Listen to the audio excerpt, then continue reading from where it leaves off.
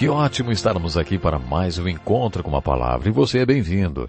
Essa aula é parte de um estudo de toda a Bíblia, do Gênesis ao Apocalipse. O propósito deste estudo dos 66 livros da Bíblia é dar uma visão geral e prática das Escrituras. Já estamos chegando ao final da primeira parte, ao último livro do Velho Testamento. Estamos chegando ao livro de Malaquias. Ouça esse trecho do livro de Neemias para conhecer um pouco mais sobre o contexto histórico em que o profeta Malaquias pregou. Neemias tinha restaurado os muros de Jerusalém na mesma época em que Malaquias exercia seu ministério. Ele era o governador dos judeus e também seu líder espiritual. Naqueles dias vi alguns judeus que haviam se casado com mulheres de Asdod, de Amon e de Moabe.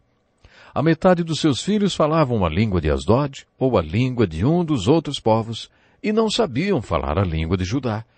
Eu os repreendi e invoquei maldições sobre eles. Bati em alguns deles e arranquei os seus cabelos.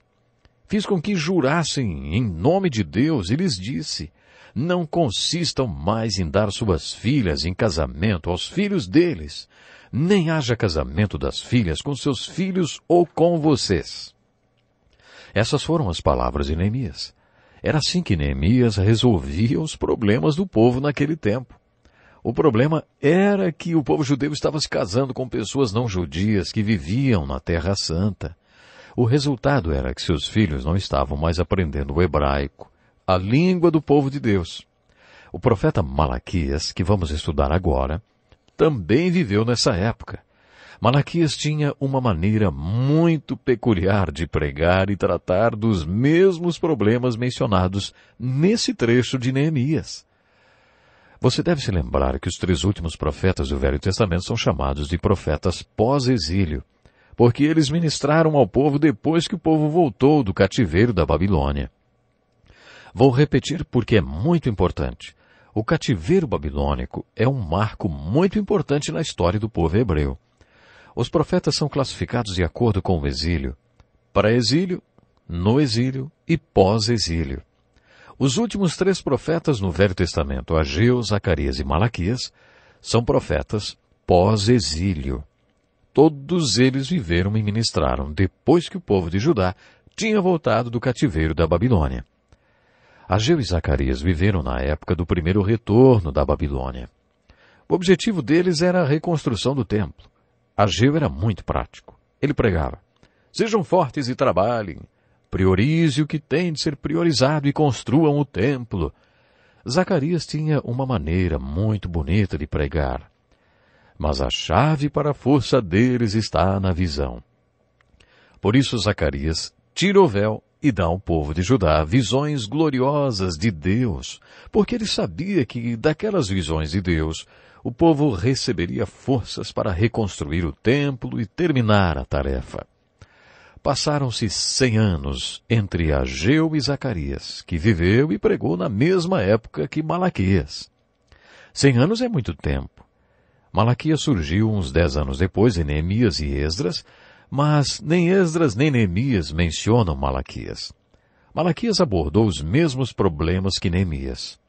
Apesar de Neemias ser mais severo em sua abordagem, ele não conseguiu extinguir o problema. 10 anos depois, quando Malaquias iniciou seu ministério, aqueles problemas ainda existiam. Esses problemas abordados por Malaquias e por Neemias não eram os mesmos que o povo tinha quando saiu para a Babilônia. Antes do exílio babilônico, eles cometiam idolatria, e o grosso da imoralidade praticada estava relacionado à idolatria.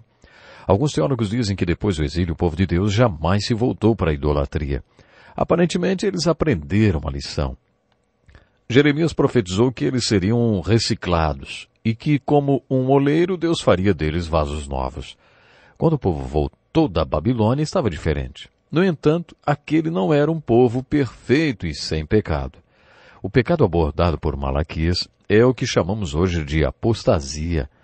Lendo a profecia de Malaquias, você observa que Malaquias não estava falando sobre o reino do norte ou do sul, porque já não havia mais 2 reinos.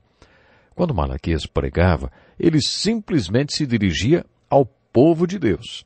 Malaquias estava pregando para o povo escolhido de Deus que tinha se tornado frio e indiferente. Eles estavam frios em relação a Deus. O problema deles era a apostasia, que significa se distanciar da posição que você ocupava antes. A apostasia é um pecado presente em toda a Bíblia e que ainda hoje existe entre o povo de Deus. Creio que a pregação de Malaquias é muito importante para os nossos dias, porque os tipos e problemas que ele abordou são os mesmos combatidos pelos pastores de hoje. Qual é o desafio de um pastor hoje quando ele sobe no púlpito, hein? Já ouvi um pastor dizer que quando o arrebatamento acontecer, sua igreja será a primeira a subir, porque as Escrituras dizem que os mortos em Cristo subirão primeiro. Em outras palavras, ele está dizendo que a sua igreja é mortinha. Existe o termo ortodoxismo morto para descrever os religiosos que fazem tudo certinho, mas estão mortos espiritualmente. Eles têm a forma, as leis, mas não têm a vida. Essa parece uma boa descrição de um cadáver. Era esse o problema combatido por Malaquias em sua profecia, o ortodoxismo morto. Malaquias também utilizava uma forma literária muito bonita e peculiar. Eu gosto muito do jeito como esses profetas escreveram. Abacuque é o meu preferido. Ele montou um verdadeiro programa de entrevistas cujo convidado especial era Deus. Mas pense também em Zacarias. Ele focalizava o problema visível e depois que o povo dizia, tudo bem, está certo, reconhecemos o problema, Zacarias aí tirava o véu e dizia, agora veja Deus, ele é maior do que o seu problema. Ele dizia, vejam o invisível. A forma literária escolhida por Zacarias foi a resposta mal criada. Uma vez ouvi a história de um missionário na Nova Guiné que estava tentando aprender a língua e cultura de um povo primitivo. Numa noite ele estava sentado ao redor da fogueira do acampamento, quando um garotinho de 5 anos aproximou-se de seu pai e disse alguma coisa. Depois que a criança disse qualquer coisa, o pai agarrou a criança pelo pescoço e com a outra mão enfiou areia em sua boca. A criança saiu tossindo e cuspindo areia. O missionário perguntou para o pai o que havia acontecido e aí ele respondeu, mandei a criança fazer uma coisa e ela me deu uma resposta mal criada. Aquele pai mostrou à criança o que ele achava daquela atitude. Tenho certeza que ela entendeu. Alguns teólogos costumam falar que a forma literária do livro de Malaquias é como se fosse uma resposta atravessada. Malaquias tinha uma mensagem para o povo de Deus, mas toda vez que ele tentava dar a mensagem ao povo, eles lhe davam respostas mal criadas. Vemos isso acontecer 7 vezes no seu livro. Se você é pai ou mãe de adolescente, deve entender bem o que estou falando, não? Você já percebeu como os adolescentes sempre têm uma resposta pronta na ponta da língua? E se você é um bom pai ou mãe e bom disciplinador, também já percebeu que o melhor é não negociar com um adolescente. O melhor é lhe fazer uma proposta irrecusável, ser firme e nunca discutir. Qualquer um que já teve filhos adolescentes vai apreciar a forma literária do livro de Malaquias. Vamos ver qual é a mensagem nessa conversa de Malaquias com o povo de Deus. Uma advertência, a palavra do Senhor contra Israel por meio de Malaquias. Eu sempre os amei, diz o Senhor, mas vocês me perguntam, de que maneira nos amaste? Não era Esaú irmão de Jacó, declara o Senhor. Todavia eu amei Jacó, mas rejeitei Esaú. Transformei suas montanhas em terra devastada, e as terras de sua herança em morada de chacais do deserto. Vocês verão isso com os seus próprios olhos e exclamarão, grande é o Senhor até mesmo além das fronteiras de Israel. Essa é a primeira parte da mensagem de Malaquias que vem como uma resposta atravessada. Uma advertência, a palavra do Senhor contra Israel por meio de Malaquias. Eu sempre os amei, diz o Senhor. Nesse estudo dos profetas temos observado que a mensagem deles é muito mais do que simplesmente fogo e enxofre, tristeza e destruição. Eles também têm uma mensagem de esperança. Cada uma das profecias termina com uma mensagem positiva. A esperança que eles pregavam era a única que o povo de Deus tinha. Todos eles apresentam ao povo um Deus amoroso. E por causa desse amor, Deus os enviou para a Babilônia, e por causa desse amor, desse mesmo amor, Deus os estava trazendo de volta. A advertência da palavra do Senhor através de Malaquias era, eu sempre vos amei. Será que você compreende esse amor de Deus? Segundo a Bíblia, devemos buscar conhecer a Deus. Mas as Escrituras também afirmam que Deus conhece você. No Salmo 139, Davi diz que Deus conhece tudo a seu respeito, quando você levanta e quando você se deita. Ele sabe até a quantidade de fios do seu cabelo. Ele conhece todos os seus dias. Deus sabe tudo sobre você. É importante que você também saiba disso. Uma coisa é eu dizer, conheço o presidente da República pessoalmente. Outra coisa bem diferente é o presidente ir para a televisão e dizer, eu conheço um pastor assim, assim, assado, que mora em São Paulo, Recife, chamado João da Silva e tal. Aí é outra história, né? Isso não seria o máximo, é muito melhor do que eu dizer que conheço o presidente? É com isso que Davi está empolgado no Salmo 139. Nós devemos conhecer a Deus, mas melhor do que conhecer a Deus é saber que Deus conhece você. O Deus do universo conhece você intimamente. A Bíblia também nos diz que devemos amar a Deus. Essa é uma verdade muito importante. O primeiro mandamento é para que amemos a Deus de todo o coração, força, alma e espírito. Ao mesmo tempo, ela também afirma que Deus ama você. Deus ama você. Você precisa entender que Deus nos ama. Malaquias usa como forma literária o diálogo semelhante àquele que é travado entre um pai e seu filho, que sempre tem uma resposta na ponta da língua para tudo que o pai fala, que está sempre retrucando. Acompanhe comigo o segundo exemplo desse tipo de diálogo no versículo 6 do capítulo 1. Ó filho, honra seu pai e o servo o seu senhor. Se eu sou pai, onde está a honra que me é devida? Se eu sou senhor, onde está o temor que me devem? Pergunta o Senhor dos Exércitos a vocês, sacerdotes. São vocês que me desprezam o meu nome.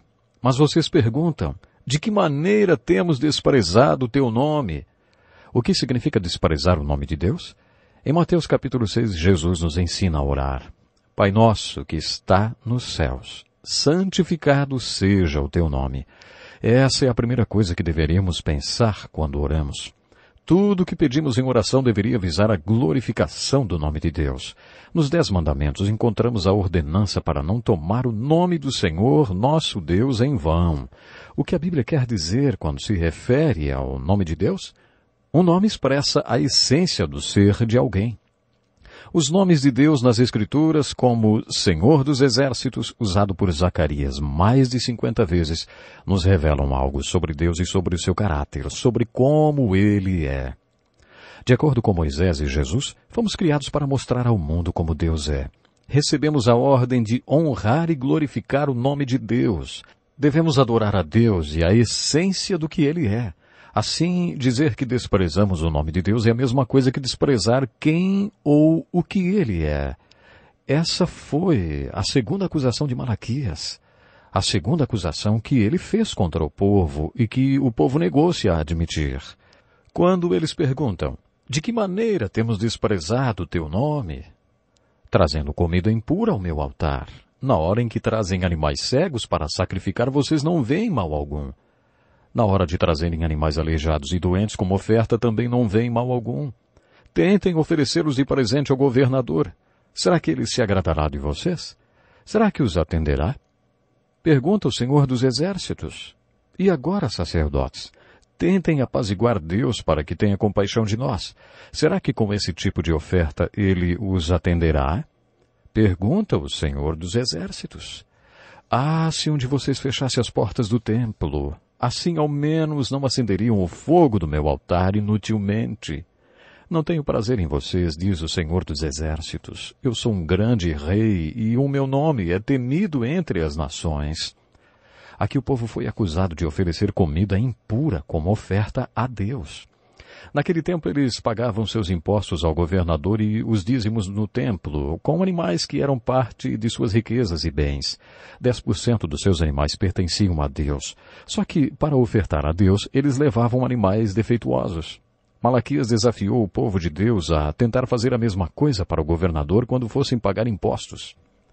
Para honrar a Deus, sendo bons mordomos e colocá-lo em primeiro lugar em nossas vidas, como Ageu pregou, deveríamos pegar o que é melhor para Deus e não ficar dando gorjetinhas como oferta na igreja.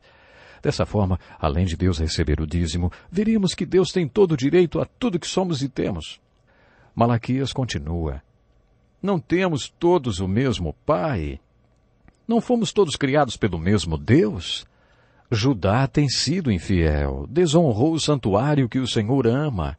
Homens casaram-se com mulheres que adoram deuses estrangeiros, enchem de lágrimas o altar do Senhor, choram e gemem porque ele já não dá atenção às suas ofertas, nem as aceita com prazer. E vocês ainda perguntam, por quê? É porque o Senhor é testemunha entre você e a mulher da sua mocidade, pois você não cumpriu a sua promessa de fidelidade, embora ela fosse a sua companheira, a mulher do seu acordo matrimonial. Não foi o Senhor que os fez um só? Em corpo e em espírito eles lhe pertencem. E por que um só? Porque ele desejava uma descendência consagrada. Portanto, tenham cuidado, ninguém seja infiel à mulher da sua mocidade. Eu odeio o divórcio, diz o Senhor. Vocês têm cansado o Senhor com as suas palavras. Como temos cansado? Vocês ainda perguntam. Quando dizem, todos os que fazem o mal são bons aos olhos do Senhor, e ele se agrada deles. Podemos fazer uma aplicação muito atual desse diálogo de Malaquias com o povo. O divórcio tem alcançado números epidêmicos na sociedade, e as pessoas dentro da igreja acabam fazendo como o povo de Judá, dizendo que Deus vê isso com bons olhos. Quando Malaquias cita o divórcio, ele faz o mesmo que Jesus fez no livro de Mateus e volta aos princípios básicos. Quando os religiosos o confrontaram e o questionaram a respeito do divórcio, Jesus disse que eles deveriam buscar o primeiro propósito de Deus quando instituiu o casamento e a família. Malaquias faz a mesma coisa e disse que quando eles fizerem votos diante de Deus para se casarem, o que Deus pretendia com aquilo? Que houvesse filhos consagrados daquela união, que houvesse uma descendência consagrada. Algum escritor cristão deveria escrever um livro sobre os direitos das crianças porque, de acordo com a Bíblia, as crianças têm direitos. A filosofia humanista dos nossos dias tem como ponto de apoio esse discurso. Tenho o direito de decidir o que eu quero ou não no meu corpo. Por isso, se eu quiser matar a criança que está se formando no meu corpo, vou matar. Isso é problema meu, porque é o meu corpo e eu tenho os meus direitos. Com o divórcio, o discurso é, eu não tenho que viver com alguém com quem eu não esteja feliz. Tenho o direito de ser feliz e o direito de estar com alguém que me fará feliz. Deus diz não. O Senhor uniu o casal e ele odeia o divórcio. Quem realmente sofre com o divórcio são as crianças. O objetivo de Deus, quando instituiu o casamento, era que duas pessoas se unissem para que se tornassem pais. Depois, como pais, eles produziriam pessoas que um dia também se tornariam pais e produziriam mais pessoas. Essa é a lei da vida, instituída nos 2 primeiros capítulos da vida, que dá origem, crescimento e orientação à família humana. Hoje nós perdemos essa visão do propósito do casamento e da família, e era isso que Malaquias estava lembrando ao povo de Judá. O casamento não se resume ao que a outra pessoa pode dar a você. No casamento você deve ter o companheiro como centro de sua vida e não você mesmo. Pergunte a Deus qual foi o propósito dele para o seu casamento. Com o divórcio tomando proporções epidêmicas, tanto nos dias de Malaquias como nos dias de hoje, as pessoas criam sua própria moralidade e teologia para aliviar a dor do seu pecado ou para se sentirem mais confortáveis com ele. Mas ainda existe a voz que diz, o que é certo, mesmo quando ninguém aceita, e pecado é pecado, mesmo quando todo mundo pratica.